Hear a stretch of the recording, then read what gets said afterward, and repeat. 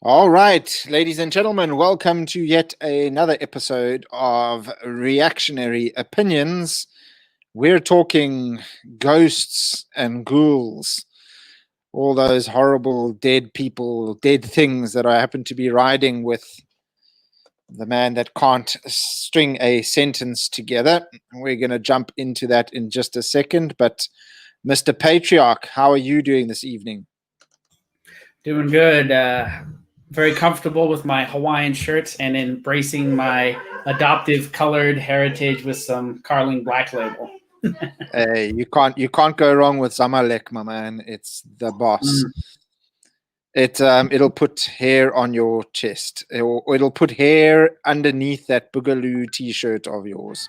I'll lead an effective. Yeah. So anyway, let's hear what Joe Biden has to say, the next president of the United States, and what he has to say, what policies he is going to bring about. I think strategy to mobilize true and international effort to pressure.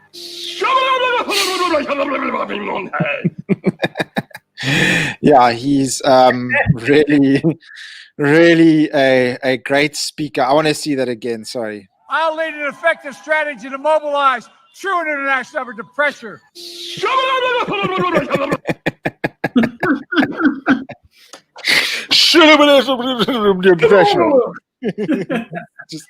It's just hilarious. I think Joe Biden is. I mean, maybe he should actually win, because then it'll just give us. But then again, I sound kind of like a Democrat now when Trump was winning. You know, like, oh, maybe he should just win because then it'll be like comedy for us. You know.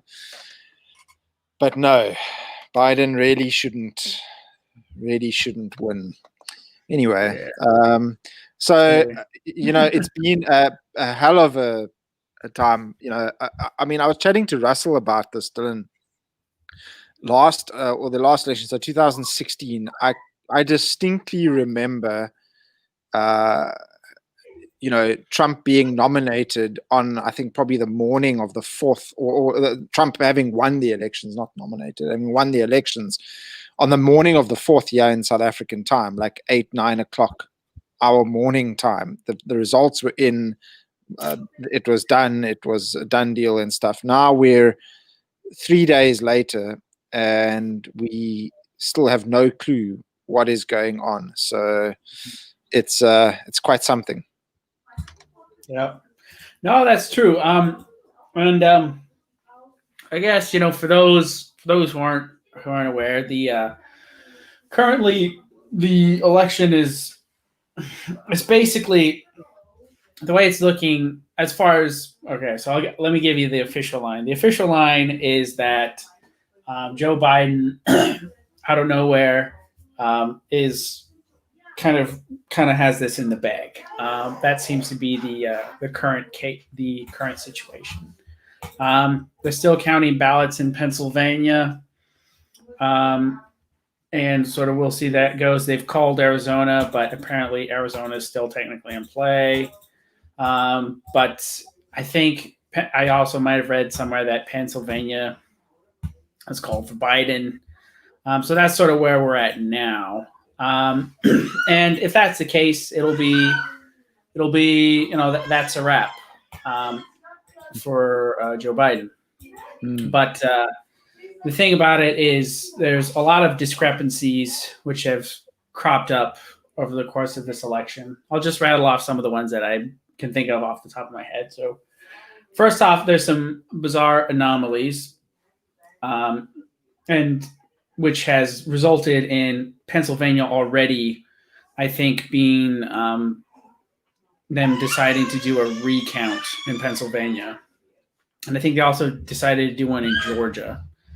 And there's a lot of bizarre things happening. So the first one is that, and I imagine you guys probably mentioned this last time, but vote counting was sort of going normal, and then they stopped vote counting for reasons, I guess, because people have to go to sleep. And then at 4 o'clock in the morning, 100,000 ballots. Are you digging up the graph? Yeah, exactly. It's this. So if you see where it goes vertical for Joe Biden in the bottom picture, that's when 100,000 ballots, all of which basically went to Biden, came out of nowhere in the middle of the night. And this happened both in Wisconsin and Michigan. And part of the reason for this is because of the mail-in ballot situation. We knew there was going to be a lot more mail-in ballots this election. And there's just all sorts of other sketchy things. You can't expect to see that many votes come out from nowhere, and they all go. Virtually all of them go for one candidate or another. That's just not how it works. Mm. You're also seeing thousands of. Apparently, you sent me an article where there's tens of thousands of dead people who are registered to vote. There's videos surfacing of people who are like, yeah, my grandpa died 2 years ago, but apparently he cast a ballot yesterday and it's showing registered on the thing. They're finding people who've been dead since the 80s who are registered and cast ballots. All sorts of weird shit like that. And the Democrats have also been extremely cagey. Yeah, there you go. 21,000 dead people on Pennsylvania voter rolls. So part of the problem is you have all these discrepancies. You have the amount of votes that came in all at once virtually for one candidate. And the problem, they'll say, oh, yeah, well, that just means, they hated Trump more than you think. Well, the issue with that is if you look at all the other battleground states, which had Republican governors and voting systems that by law within their states had to be done by election day, Trump did well in all of those. Yeah. So basically every state where it had to be called either that night or like early the next morning, so like go over to midnight, but we got to be done. Trump was tracking well in all those battleground states. In fact, he overperformed from what he did in 2016. So if you look at his how he did compared to last time, Donald Trump got more minority votes than any Republican, I think, for decades. So black turnout was significantly higher. I think he's basically doubled it, particularly for black males. The Latino vote, also record numbers for Trump. White college-educated women, not the biggest fans. I think he might have lost a little bit there. And also, if you look down ticket at all the other elections that were going on, because it's not just the presidential election in the U.S. So if you look at the senatorial election, Republicans held the Senate. They picked up seats in the House. And they got higher Republican voter turnout. All the states that broke for Trump last time broke harder for him this time, including the battleground states of Ohio and Florida. But for some reason, that didn't happen in Michigan and Wisconsin. And you had zillions of ballots appear out of nowhere and break for one candidate. And we know that dead people are voting. Hence the title of this episode tonight. And we also know that the Democrats in Philadelphia had a court order to allow poll watchers, and they've ignored the order. And the sheriff in Philadelphia refused to enforce the court order. These are facts. These aren't conspiracy theories. You can look them up. These are real. So in that sort of environment, yeah, it seems very clear to me that this election was stolen. And, he got Mugabe numbers overnight. Yeah, well, this is just like a screaming alarm bell for me was this.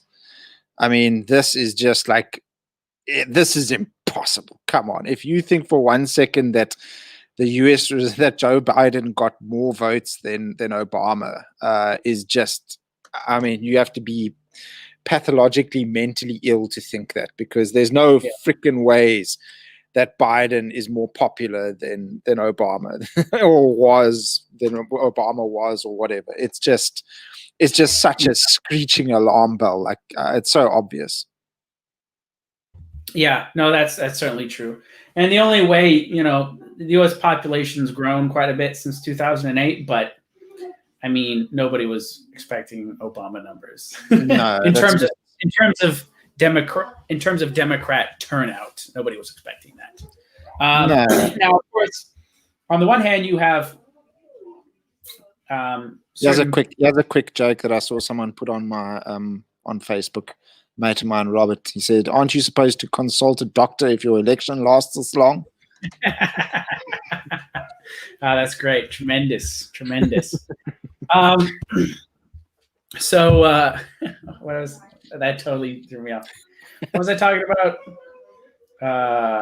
Sorry, I was looking for this image and stuff. But the bottom line is that there's just no ways Joe Biden was or is more popular than Obama was, because I mean, let's face it, Obama, when it comes to popularity, he was by far one of the most popular presidents there ever was. Far more popular than Trump. You know what I mean? He was an extremely popular president, and to think that a guy like Joe Biden, who if you would have seen what his rallies look like, you would know. I mean, his rallies were just absolutely pathetic. He doesn't appeal to anyone. He's just really literally a walking corpse. So Boogaloo Bursian over here, I just want to get to the Boogaloo Bursian. He says, "What's up, my riggers?" Yeah, man. How's it, Bar? Good to have you here. Boogaloo Bursian, hello. So Daniel van Straten said something quite. Daniel van Straten said they should let all those dead conservatives in Michigan vote. Yeah.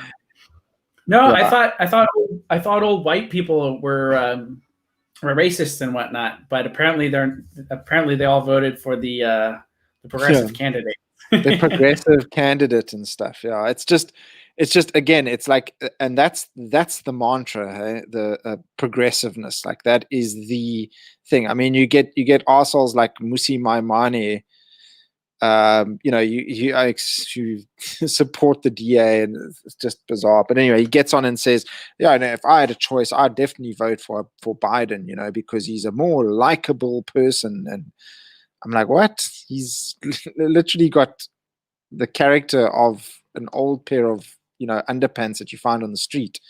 He's got no character, no charisma at all, and yeah, he shouldn't be running for these elections. It's just my opinion. But anyway, so I wanted to ask you, Dylan, do you know how it would be possible that they could use dead people's votes in an election? Like, how does it work? Like, I mean, I'm pretty sure you can't do that in South Africa. What happened to Dylan? He left. The American dude that I chased him away with the dead people's talk. He's gone. Where's Dylan? Hey, wizard, welcome. We're talking ghosts and ghouls and wizarding things. What does Boogaloo Bursian say? I don't think a Republican candidate will ever win again if they lose this time. Quite possible, yeah. This is a precipice at this point in time, and it's going to get quite dangerous out there. Let me try and see if I can get hold of Dylan quick. Give me a sec. What happened? There I see he's typing. Hang on. Internet just died. He's just resetting the router. He'll be back in just a second. If you guys have got any questions and stuff, if you're South African and you might not know how these things would play out in a European, in a US context and stuff, go ahead and ask us in the comments section, and then we'll ask Dylan about that. He knows a lot about this, the US electoral structure and all of that. Yeah, wizard, relax, everyone. The Patriots are in control. The Patriots in control. Yeah, I do think Trump's not going to let this slide. Let's face it, he's not the type of guy to go down without a fight. Grab the popcorn, Wizard, are you going to grab the popcorn by its pussy or what? That's rude of me. I'm terribly sorry. But anyway, hang on. Let me just. Okay, there we go. Yeah, it's going to be something. Yeah. So now, Daniel, it's interesting that you mentioned Iran. I think that we can probably pretty much kiss peace in the Middle East goodbye because of what's happened now. Or if Biden wins, I mean, let's not jump the gun. But yeah, Iran leaders mock U.S. democracy. And that's interesting also because what this does is if it comes out that this election is rigged, or if Biden wins this election and it comes out later that the election was rigged, but he's already president and stuff. We spoke about this. Russell and I spoke about this. Dylan's back. Right. That's okay, man. So Russell and I spoke about this. Is what it does is if it comes out that the election is rigged, what it does is it sends out a precedent to the rest of the world to say, well, if the US can rig an election, then anyone can, But then again, that's democracy, something that you really shouldn't have any faith in because it's a crock of shit. But anyway, so what does Capella say? Hi, Capella. Says he or she, I don't know, Biden can see dead people, obviously. Also has summoning powers. Yes. Biden is a medium that can summon people from the dead to go and vote for his democratic ass. I don't think the dead people are going to want to vote for that guy anyway. Anyway, so where were we? What were we talking about? Sorry, Dylan, I got caught up. Oh yeah, and I remember what it was. I remember. How do you know like how in America, in the American voting system and stuff, because if people think that it's just sort of that the US voting system is sort of first past the post, simple stuff and all of that, it's really a lot more complicated than that. Yeah. Why how is it possible that in America, in the US, they can use dead people's votes? Like how do they go about it? What's the logistics of it? Because I have no clue. Okay, so for those who aren't aware, America has a kind of proportional representation of the vote, but not really. So in the United States, there are X amount of electoral votes. And I think there's like 430. Hold on, let me see. Total US. I'm not sure. Because only a number anyone ever pays attention to is what's required for the threshold. But total US electoral votes is currently 538. Okay. So there are 538 electoral votes. And these are distributed across the United States based upon their size, partially, but not entirely. So what actually ends up happening with the Electoral College is that smaller states are actually weighted heavier than bigger states. So, for example, Alaska gets 3 electoral votes, even though it has a population of about 750,000. That's my home state. California, I believe, gets 55, if I'm not mistaken. Let me see. What is California's electoral votes? California electoral votes. It's a lot, whatever it is. Yeah, it is 55. Okay, I was correct. So it's 55 electoral votes with a population of about 38 million. So actually, the electoral system, the electoral votes tend to actually favor smaller states. So if you think about it that way, so 3 electoral votes times 10, so that would be 7.5 million. That would be 30. So you can see that just sort of based off the arithmetic, those 3 electoral votes for Alaska, even though it's a much smaller number than 55, obviously, it's actually weighted more in Alaska's favor as a percentage of the population. So the Electoral College, the way the United States was set up, it has some nod to population, but it's also inherently designed to be partially anti-democratic by design. And the reason for that is the United States was constructed by an agreement among the states. Part of that agreement would be that bigger states like California, New York, or Texas wouldn't be able to basically call the shots based upon their larger population entirely. Also, so it's kind of like a franchise, having a somewhat qualified franchise. Yeah, but on a state level, yeah, exactly. Yeah. So that's part of it, and of course, congressmen or representatives in the House, so the lower house of Parliament, if you want to think about it like that, is determined based upon these electoral votes partially. So California has got a ton of congressmen, but Alaska only has one. And those are delegated based upon population. So there are 435 members of the House of Representatives who are the popularly elected, basically what you have here in South Africa, the parliament. But we have the second house of Congress, which is the Senate. And every state, no matter how big or small, whether it's Wyoming with their less than 500,000 people or California with their tens of millions, every state gets 2 senators. So the system is designed partially for gridlock to prevent anything from running out of control. So what we're seeing in the current election is kind of a little bit of both playing out. So Joe Biden has won the popular vote, just as Hillary Clinton won the popular vote last time. But that doesn't necessarily mean they're going to win. And it doesn't necessarily mean they're going to have most of the senators or congressmen for that matter. So the Democrats, they got millions of more votes this election, some of which are fraudulent, almost certainly. But they don't have control of the Senate. They have a minority there, and their lead in the House is actually smaller than it is. So even if, Sleepy Joe does become president of the United States, which I'm not convinced that he will, he's going to be hamstrung by a very hostile, Senate probably, and the House doesn't have the majority that it once had.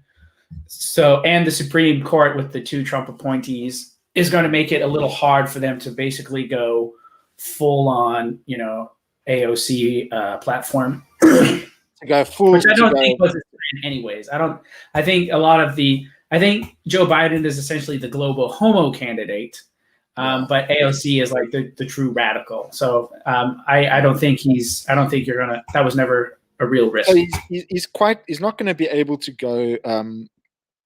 If he does win, he's not going to be able to go full global homo or to go full sustainable development or anything yet. But what they will do is there will be sort of a cultural shift. I think that they'll push. The media will push these things, and Joe Biden will be the face of all of those. Yeah, all of the degeneracy that'll get pushed and stuff. I just want to go to the comments over here, facet to facet. This is actually a mate of mine, based Polish mate of mine.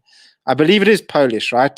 Carol or Karol. I don't know how you pronounce it, but yeah, he's a guy that I know from years back, and he has a channel, and he's based as hell. But his channel is all in Polish, so you won't understand anything that he's saying. But cool guy. Thanks for tuning in, Facet to Facet. He says, the fraud being committed by Democrats is obscene. Sleepy Joe couldn't muster 5 people in his rallies, and he got more votes than any other candidate in history. Yeah, give me a break. Yeah, exactly. We spoke about that earlier. We mentioned that it's that. Yes, based Polish. That's it. Bless you guys. No, bless you, you Polish-based beautiful people. Stay based, okay? And don't do mail-in ballots. Yeah, don't do mail-in ballots. Keep all those immigrants out. But yeah. South Africa doesn't do mail-in ballots, do they? No, hell no. Yeah. For good reason. But why do the mail-in ballots? I know France. Oh yeah, and this is going back to your question. But I think France or Italy They banned mail-in ballots decades ago because they knew that they're just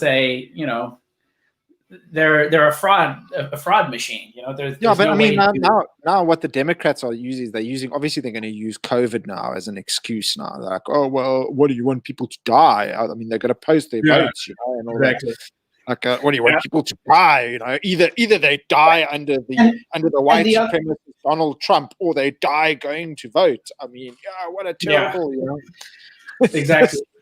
And the other thing that they do in addition to that, and it's not only that, it's that Black people are incapable of getting any form of ID. So apparently, because that's the whole thing. In some of these places, you don't even have to show ID. So like with some of these that was a question. I think it was Wizard that asked. Someone asked it earlier on. Yeah.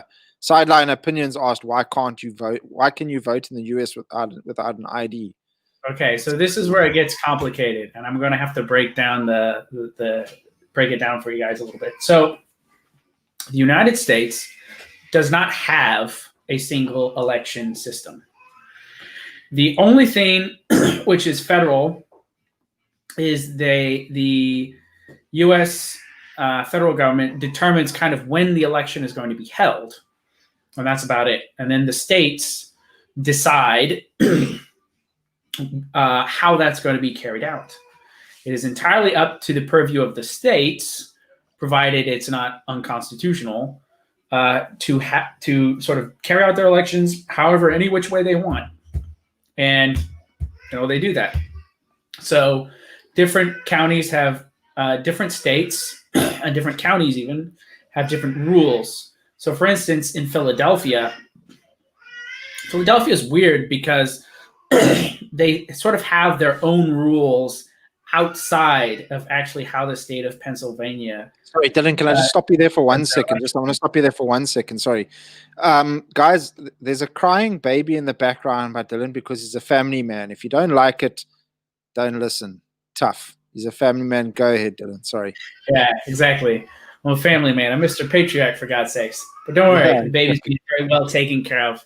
He just doesn't. Baby's not it's not like lying on the floor crying by itself. No, my wife is tending to him right now. I think he's getting a bath.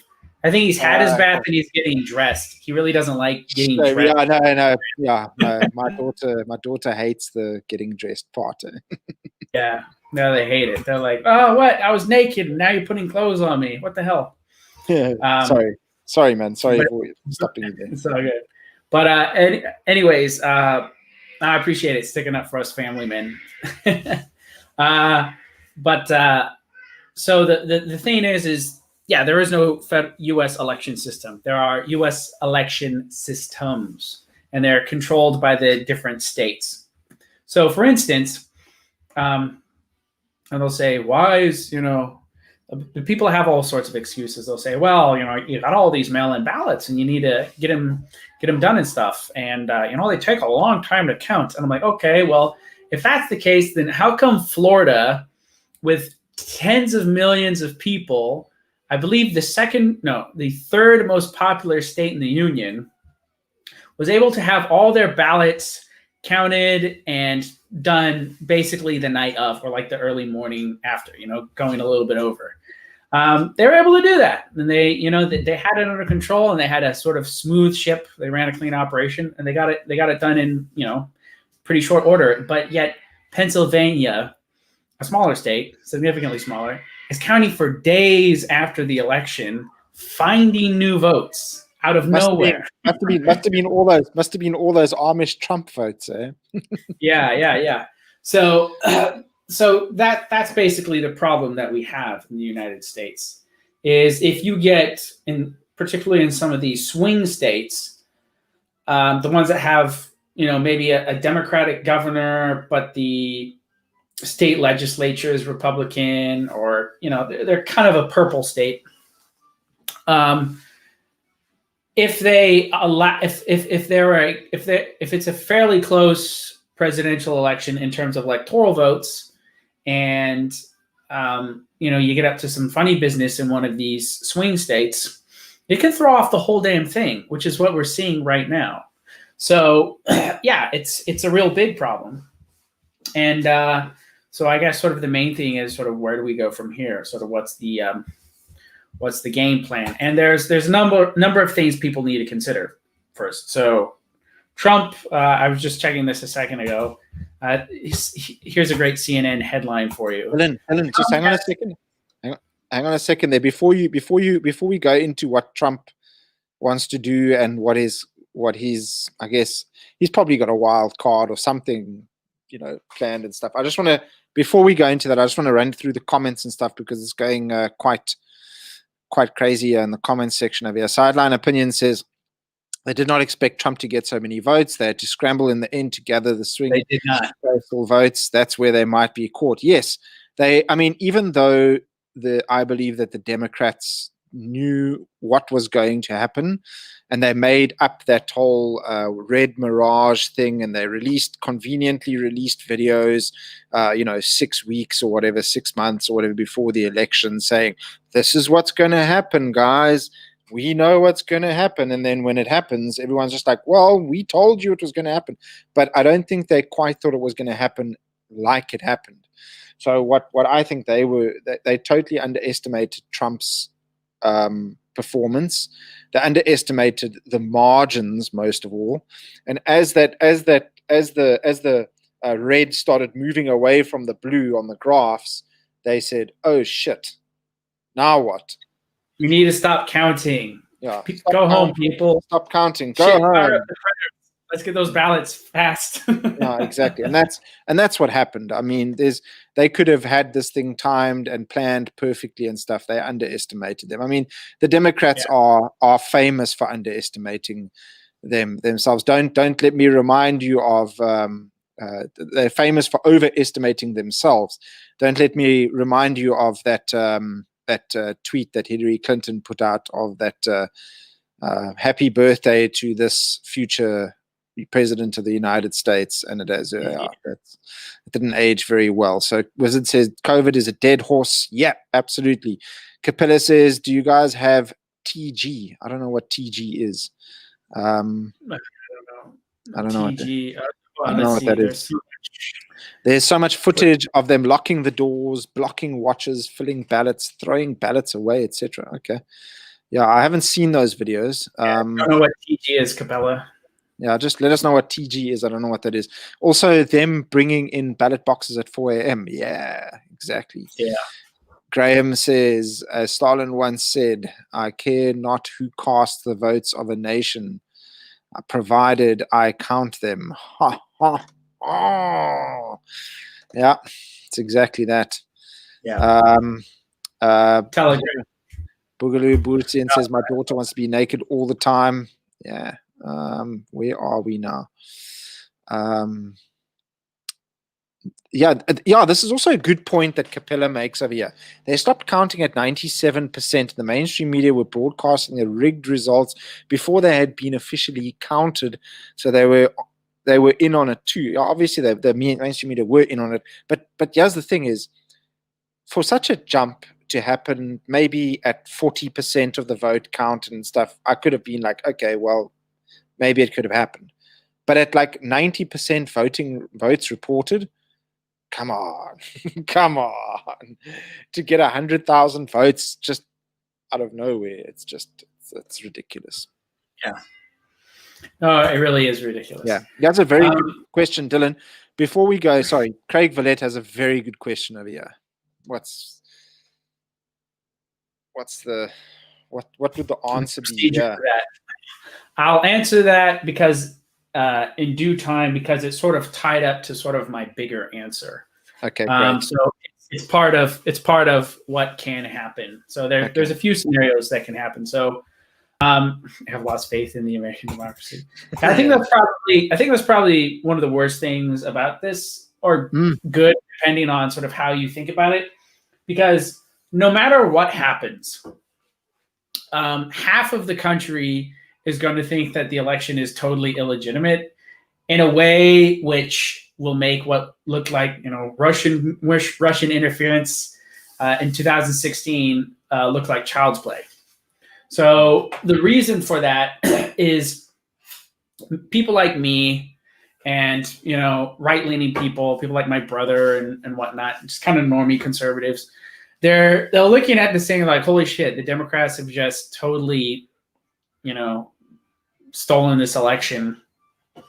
And if things sort of go back and sort of through lawfare and whatnot, and Trump's able to sort of, gain victory, then the Democrats will be like, oh my God, we knew it. He's a dictator. He's not respecting the integrity of the democratic vote. Look at Trump. He's African dictator. He's gone African dictator. That's their favorite line. Yeah.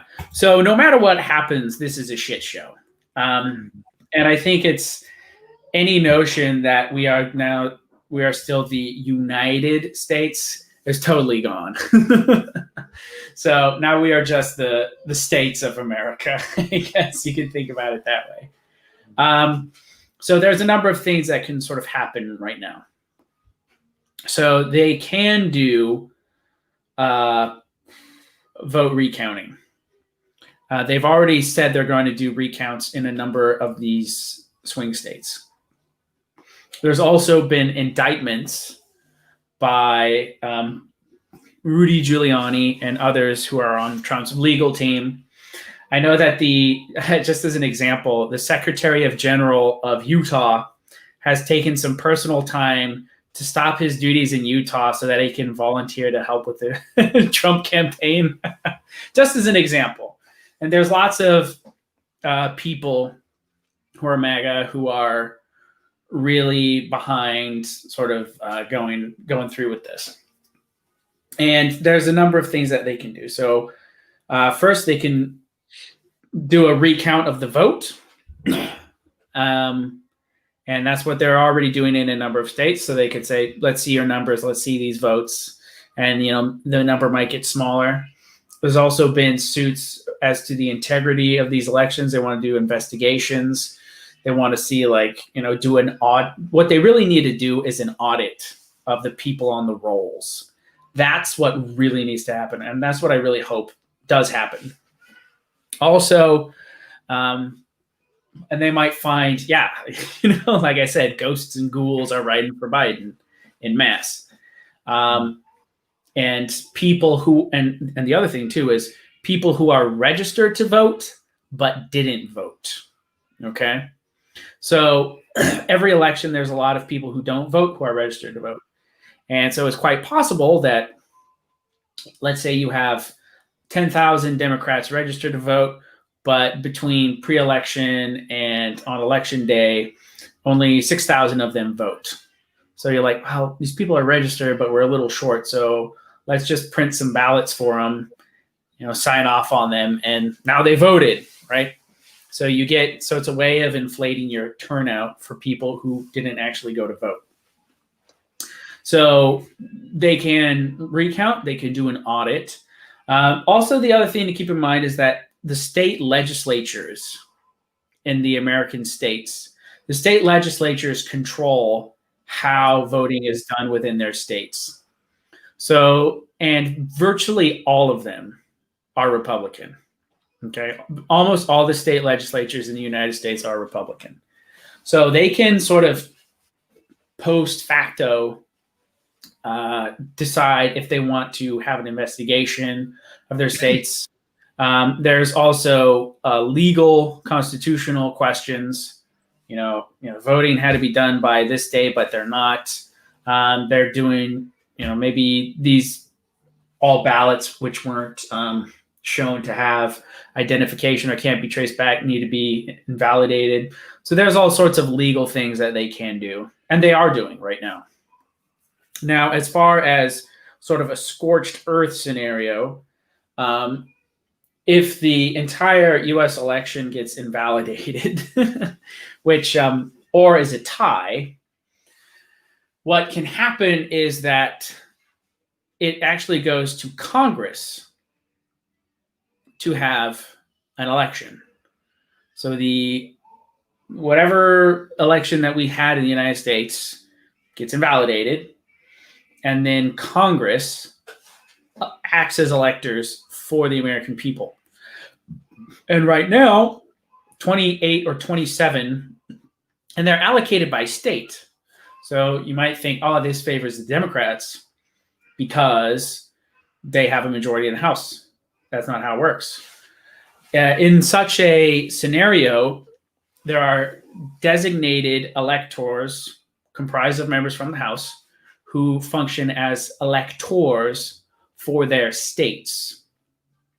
So what that means is if it does go to that, the Republicans have the votes based off the House alone,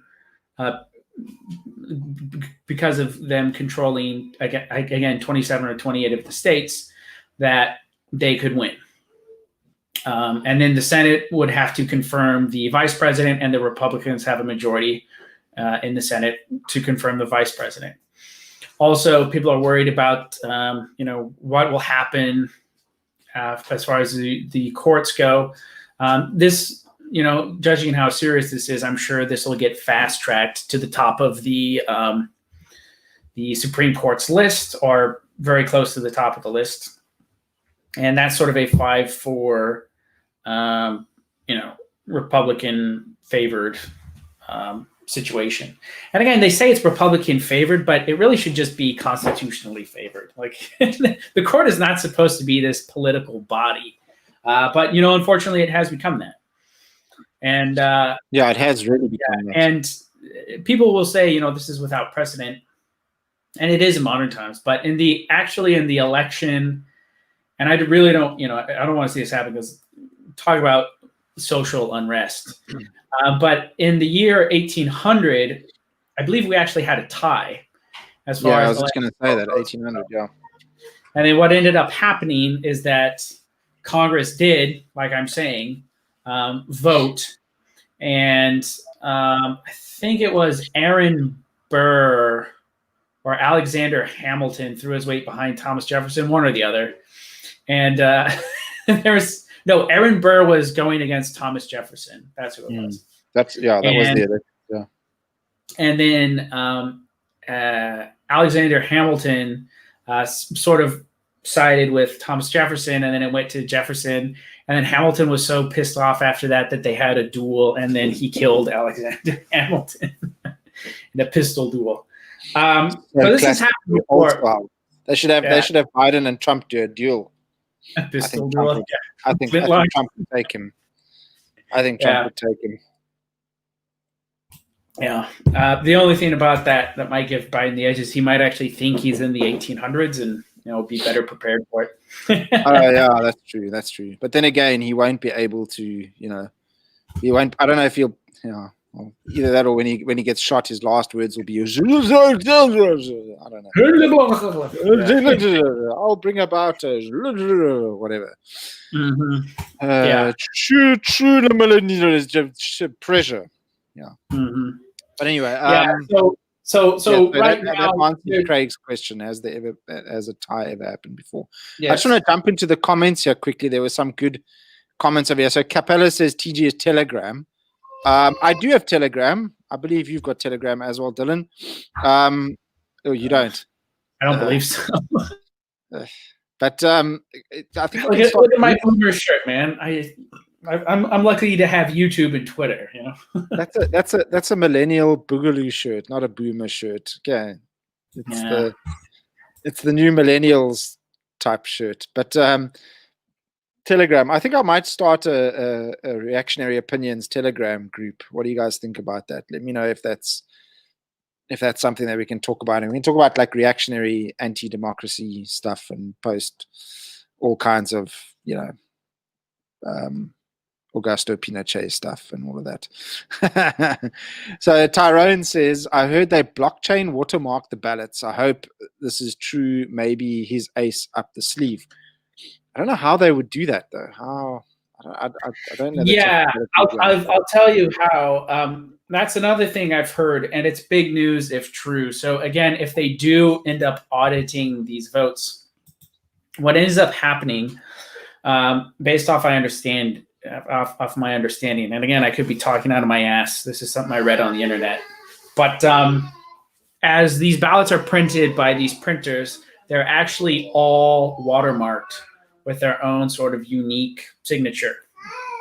So if you have replications, or if you need to trace a ballot or sort of see when it was done, you can do it because every single piece of paper that is printed off from these ballot machines has their own unique watermark, and they sort of contain information. So if you were to audit them and look into it, it could really blow up in the Democrats' faces. That's the other thing. At least in terms of, you know, the non-TDS crowd. The TDS crowd, you know, they'll be like, again, you know, democracy dies in darkness, and, you know, Orange Man is our dictator now. You know, they'll always think that. But for if it is proven significantly that there was mass illegality with this election, and there are tens of thousands or even hundreds of thousands of fake ballots that were printed up, and they're able to show it through the science and sort of the blockchain entry with these watermarks on these printed ballots, that could really, really blow up in the Democrats' faces. Well, hopefully what it does lead to is them banning these stupid postal ballots. And, you know, yes, like what is with you, American? Actually, like, so lazy. Just get out there and vote. In South Africa, we stand for freaking days sometimes to vote, man. Get out there and vote, man. Arr. Yeah, no, I agree, but again, like I said, it's not because it's lazy.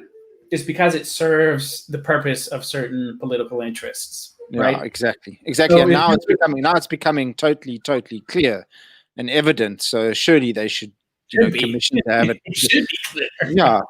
Well, I mean, yeah, this is true. You know, nothing. You know, abortion's bad, but it's still not clear that it is bad. Evidently, you know what I mean. So yeah. But hopefully this will. I don't know. I doubt it. But anyway, yeah. So I'm gonna read. Sort of based off what he was talking about with this thing. It says official ballots were watermarked and registered on a blockchain, and then some more classified indicators. So upon recount plus ballot verification, the enemy will be exposed. They have no idea. They walked right into a trap. They are fucked and they can't stop what's coming. That's what one guy says. And there's sort of like a zoomed up, close up picture of, a watermarked, one of these ballots. And it shows, this is apparently legit. And these printers are, they're real. And this is kind of, again, this is just, So Wizard says, come on, Oaks, hit the like button. Yes, come on, Oaks, hit the like button. Beth is here. How's it going, Beth? This election has been very polarizing. It has. Sideline opinions. This is a good one. He says Zimbabwe is going to impose sanctions on America because the election was not free and fair. Yeah. A friend of ours, a mutual friend of myself and Dylan, said, everything Zimbabwe does, America does it 20 years later. I thought that was hilarious. It says over here, America, sideline opinion says America must never come and preach democracy in Africa again before they get their house in order. That's a very good point. And this is what me and Russell stressed, and this is probably, one of the biggest things is if, the US, I mean, let's face it, we look up, the rest of the world looks up to the US as like a big brother kind of thing, But if your big brother's a drunken buffoon who's falling all over the place and can't walk properly, then you kind of like, my brother's a buffoon. I'm not going to look up to him anymore, and I'm going to start behaving like a buffoon. So it's not necessarily the physical force that the United States has. It's its influence as a powerful nation, and a powerful nation that the entire world watches intently. So that's a very good point there. Sideline opinions. I agree with that. Facet, great work with the thumbnail. Thanks, bro. Wizard says, oh, come on now, bro. Real democracy is good. This is fake. BS sucks. Nah. Real democracy is a Trojan horse for socialism, my man. Capella says, democracy is a farce and can be easily infiltrated. Yeah. like I said, what is it? I think it was Hans Hermann Hoppe that said democracy is a Trojan horse for socialism. I think it was him that said that. Was it him? It is. It was, yeah. I don't know, but it's true regardless of who said it. Oh yeah, it is, yeah. Courts have been politicized. Yep. Supper time. See you later. He doesn't have. There we go. Beth says, "There's a virus." Oh, it's just whatever. But that's. I mean, I just don't get the postal vote thing, and it's all obviously now being pushed like, oh, everyone's too scared to vote. So there's going to be a massive hike in postal votes, and postal votes obviously easier to rig. Thanks COVID, thanks China. China's probably sitting there waiting, and they're going, "Oh, Taiwan's gonna shit. Taiwan's gonna shit. Come on, Biden. Come on, Biden. Come on, win election, Biden." Erection. Win erection, Biden. They're probably sitting there and they're like thinking, "Oh yeah, Biden wins. Taiwan, sorry, bro, you are overs cadovers." There's a lot of, and I watched an interesting interview on Sky News Australia. So, Sky News Australia based there. They really are. There's this old dude on there. I don't even know his name, but I've listened to him quite a few times. And they basically, in Australia, obviously them being in the Pacific and stuff, and then their concerns over China and aggressing against Taiwan and all of these other places and all of that, because that's basically all China is. Everyone's literally just cucking themselves, waiting for China to invade them, pretty much, in the Pacific.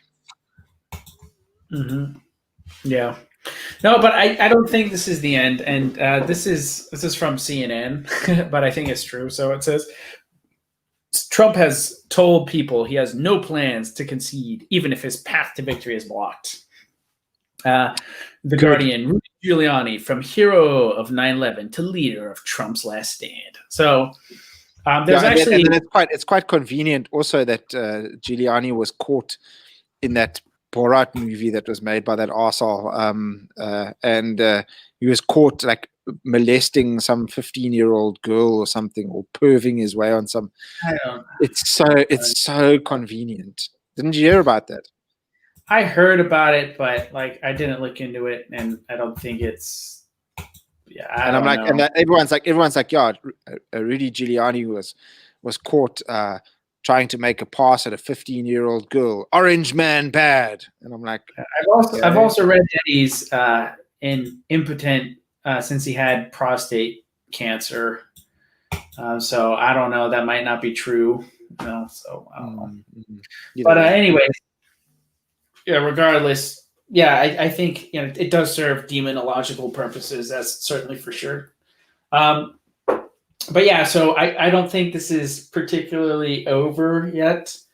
And I think it would be if it was a normal Republican candidate who is concerned about the good of the country, who is concerned about the dignity of the system, who is concerned about optics. But I really don't think Trump is. I think there's a lot of pressure on him right now to concede, but I don't think he's going to do it just because of who he is. I think he's too, he's like, they fucking stole it from me. The sons of bitches. I'm going to see them in court. I'm going to fire them. I'm going to fire out all of them. I think that's more of what's sort of going on right now. I think he's pissed off. So yeah, I don't think this is over. And I really hope they go balls to the wall with the lawfare and, don't make these ballots disappear or, you're in trouble sort of shit. Sort of get to the bottom of this, because even if Biden does win, he's not president until, I believe, January. So the Trump administration has got quite a bit of time in order to sort of put a legal case together in these various places. And they're already doing counting, like I said, and the state legislatures, which are Republican, they have the ability to intervene as well to a certain extent. And this will go to the Supreme Court. And I think the important thing right now is not to just sort of get demoralized. So I think that's sort of the main thing. You know, the media, you know, they're doing victory laps. They love it. And I'm just going to read this. So this is a quote. It's from Vox Day. And it says, "Fake news pleads for surrender. Demoralization campaign has begun in full earnest. Donald Trump's team is struggling to decide who will have to tell him," and this is a quote, "he's lost the election as Joe Biden appears on the cusp of securing the White House." Biden took the lead in Pennsylvania and Georgia Friday morning as votes were counted overnight.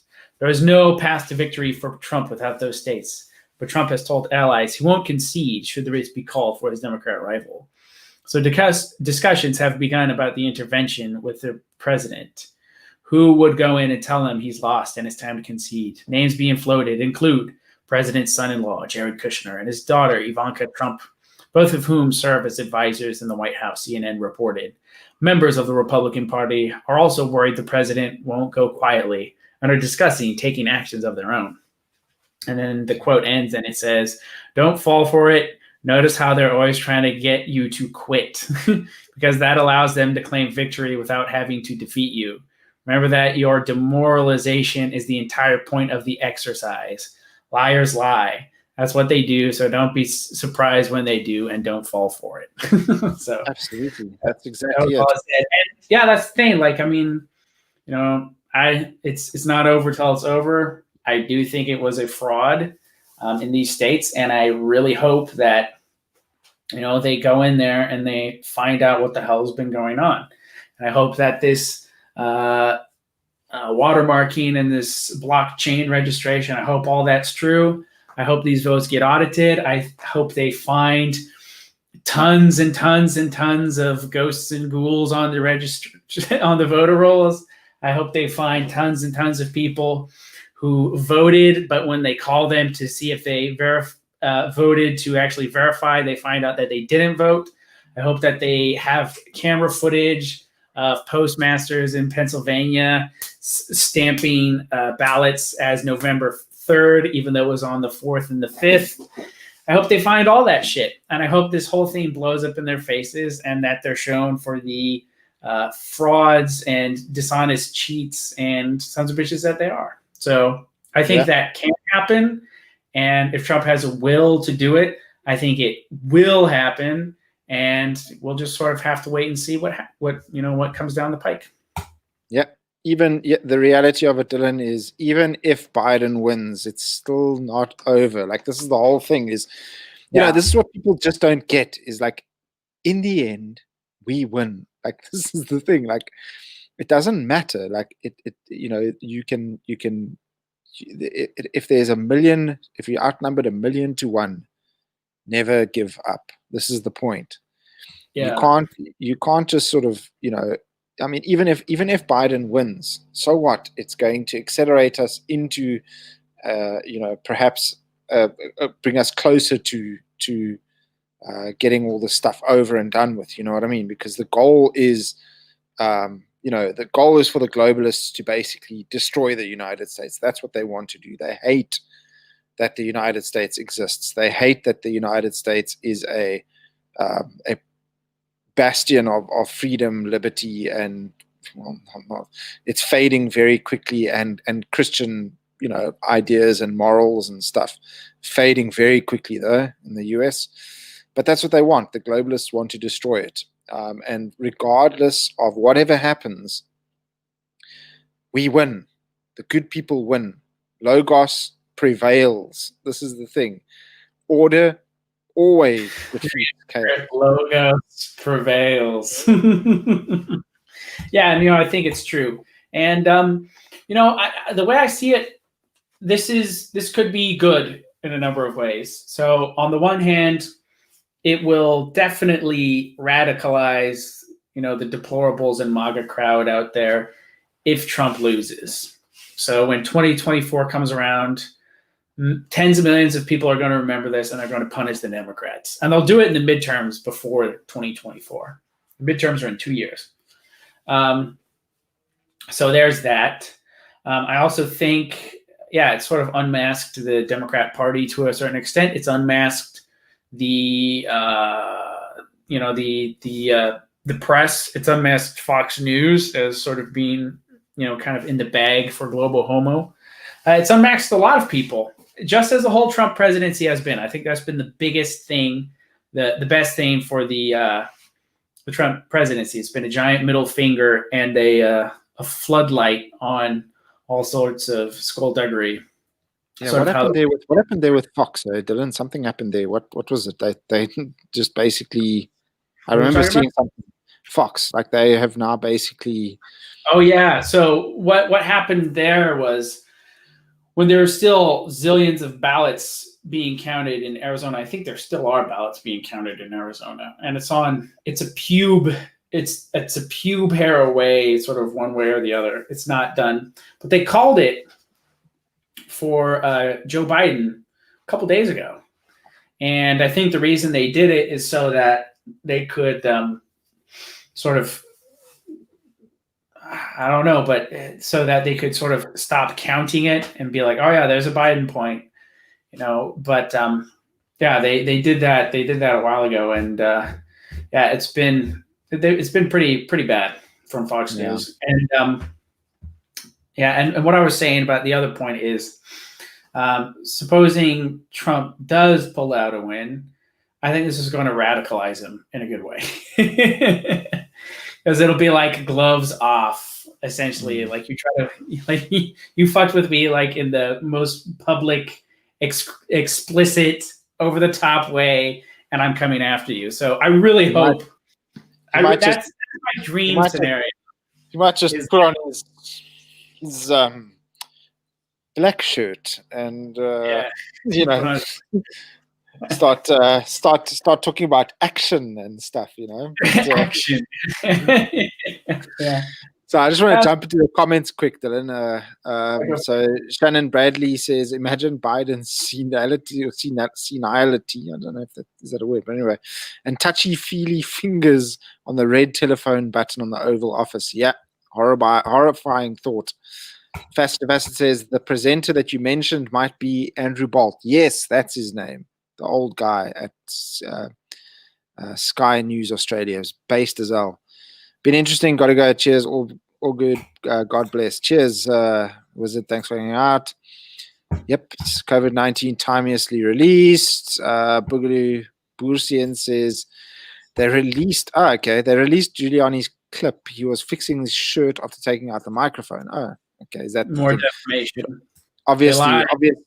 Yeah, they lied. Obviously, they lied. I mean, jeez, it's Sacha Baron Cohen that did the thing. But anyway, Capella says, no chance this is over. This is going to the court for sure. Trump won by a mile. Yeah, it was so obvious. Do either of you think Dems legitimately could win? Legitimately, no.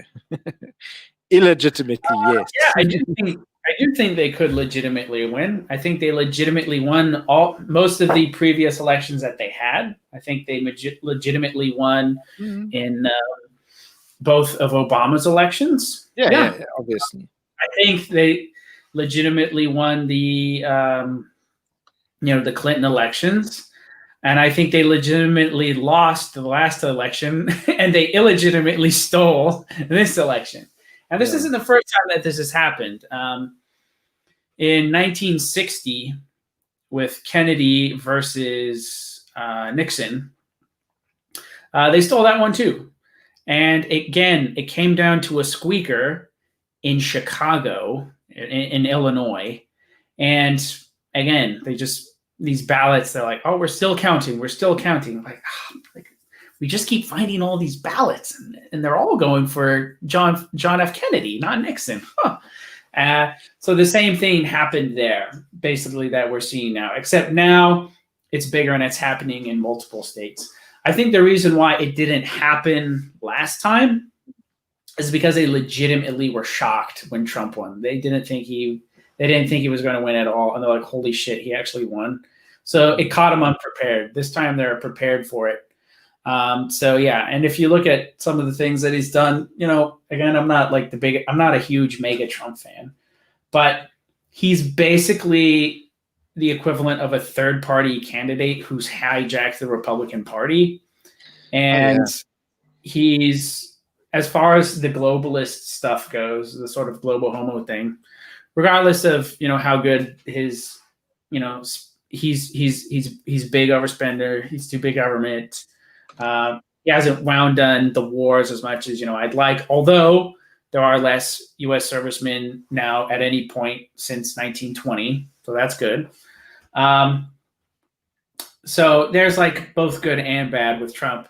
But the one thing that I think is true is that he was perceived as a legitimate threat by the establishment. So the great reset people, the Davos man, the person, from the World Economic Forum, those sorts of people, they're terrified, and they stand a lot to lose in a more nationalist, America first paradigm. And there we go. They stand a lot to lose in a more sort of America first paradigm, and pulling out of the Paris Accords, huge thing.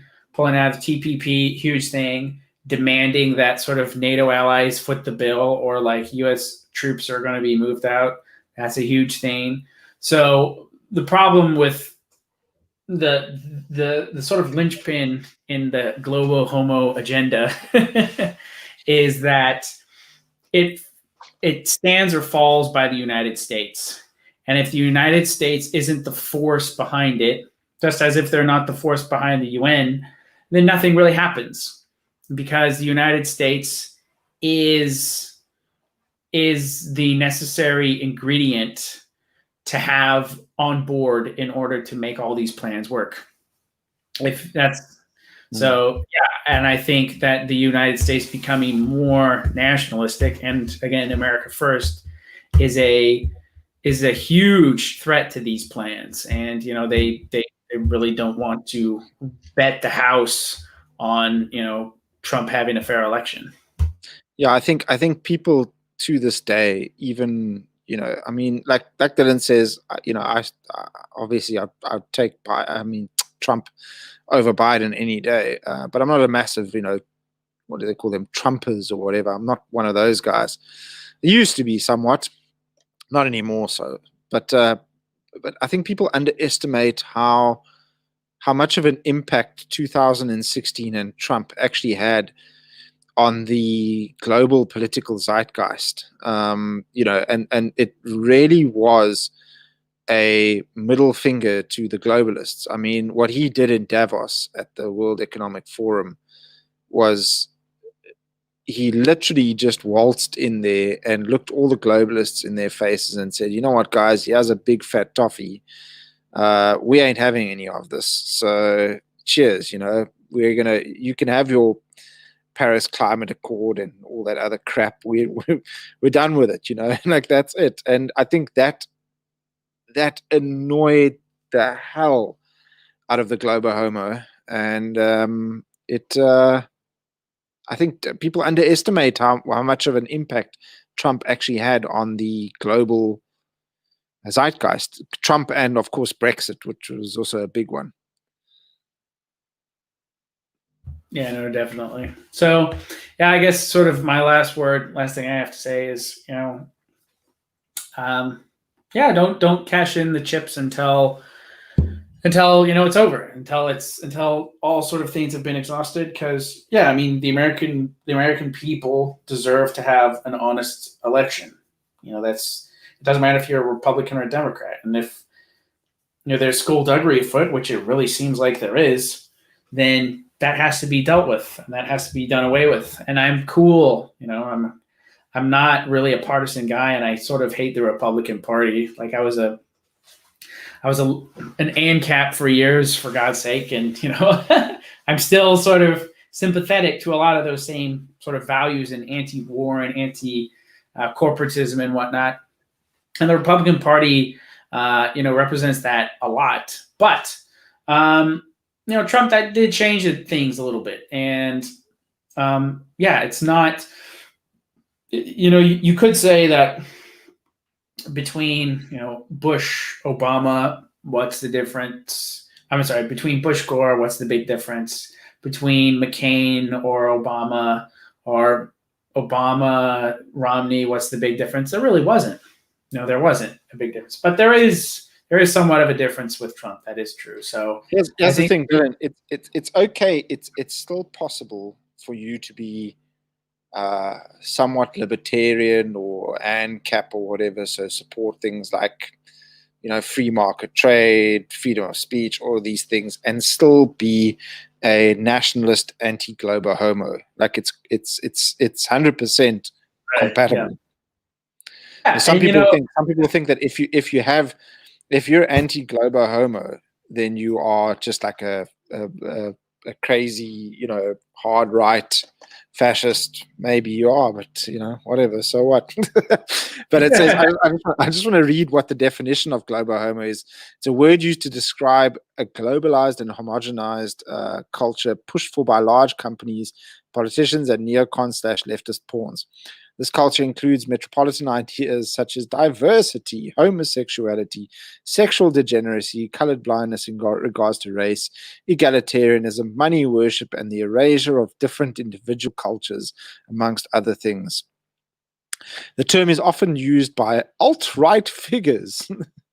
I guess we're alt-right figures, as well as other people associated to the right on the political spectrum who are aware of the globalization being forced upon multiple countries, also used to describe global capitalists and/or /Marxism. The global homo system is referred to as the global homo gayplex.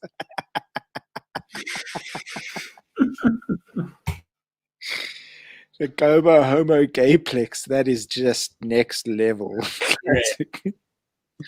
Classic. Great. Yeah, but that's the thing. So I just want to jump into the comments section over here. Beth's back with us. How's it, Beth? Thanks for hanging out. Shannon says Dem Fight 1, Marxist BLM Chaos 2, COVID-19 released in USA election year 3, lockdown ensuring mail-in ballots. 4, masks, no voice. Globalists will tell us what to say, do, and think. Yeah, I can see that 100%. Capella says, everyone watch the documentary Europa Last Battle. Carol, I'm pretty sure you've seen that documentary. That's your people. Isn't it that Europa, that hard right bunch of Eastern European patriarchs? What's going on over here? Capella. Oh, Capella, this is an interesting comment over here. Oof. Okay, but we'll just move on from that one. Buyer's remorse, but too late, and the Dems won't give a damn. Anyway, I think we're just about ready to finish up shop, close up shop there, Dylan. We're going on for over an hour now, so this was a really, really good chat. Really enjoyed it. Learned a lot about the American voter system. It's complicated as hell. It's not, we thought we have a complicated system with a multi-party system, but ours is piss easy compared to your guys' system. It's like that metric system and stuff that you guys, yeah. You guys are just full of complications. Guess it must just be all that high IQ that you have. Yeah. Well, it's you're not the greatest country in the world by doing the same thing as everybody else. So. Yep, I'll give you that one. But I mean, let's face it, you are also from the greatest state in the world as well. So yeah, I'm from the greatest state of the greatest country. Yeah, it's definitely exactly. Definitely. It's a good spot to be. Yeah.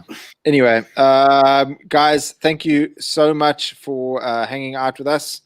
Remember to stay reactionary. Remember to like this video. Subscribe if you haven't subscribed. and share this content. You know, myself, Dylan, and Russell, we just a bunch of guys just like to talk and put it on YouTube. So enjoy it. Carol, if you're listening, I'll actually message you on Facebook and stuff. I want to bring you on the show so we can talk about Polish being a based anti-immigrant Polish being a based anti-immigrant Pole. I'll bring you on the show sometime. Boogaloo Burstian says Dios vult. Yes, Dios vult, absolutely. God 100% wills it. Anyway, thank you for watching, guys. Stay reactionary out there because God wills it. God